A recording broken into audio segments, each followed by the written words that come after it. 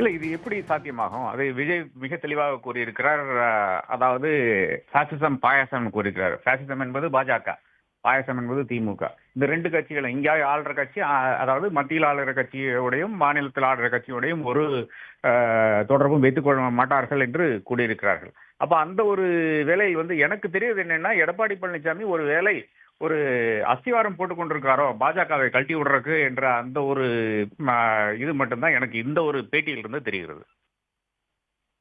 Sir, அதே பேட்டியில அதிமுக பாஜக கூட்டணியில எந்த விதமான முரண்பாடும் இல்ல.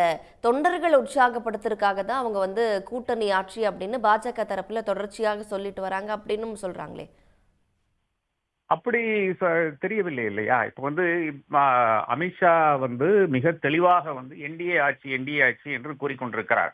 இது தொண்டர்களுக்கு கூற வேண்டும் என்றால் இங்கே ஒரு பரப்புரையில் கூறலாம், இல்லை என்றால் தமிழ் பேட்டிகளில் கூறலாம். ஆங்கில பேட்டிகளிலும் அதே விஷயத்தை கூறிக்கொண்டிருக்கிறார்கள். இப்ப தமிழகத்தில் இருக்கிற மக்கள் ஆங்கிலம் படிக்கவில்லை என்று நான் கூறவில்லை. அது மிக தெளிவாக ஒரு மெசேஜ் கன்வே பண்றதுக்கு தான் பண்றாங்க. அதாவது அடுத்ததாக என்டிஏ தான் வருகிறது, என்டிஏ தான் வருகிறது, அதிமுக கிடையாது என்று கூறுகிறார். இன்னமும் அவர் எடப்பாடி பழனிசாமி தான் முதலமைச்சர் என்று இதுவரை கூறவில்லை.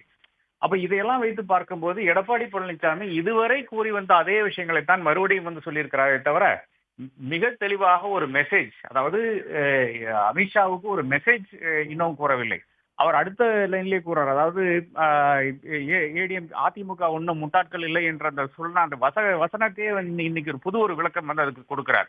அதாவது திமுக குழப்பம் விளைவிக்க பாக்குறது, அதனாலதான் நான் அப்படி பேசினேன், அது கான்டெக்ட்ல பாருங்க அப்படின்ற ஒரு விளக்கமும் இன்னைக்கு கொடுத்திருக்கிறார்.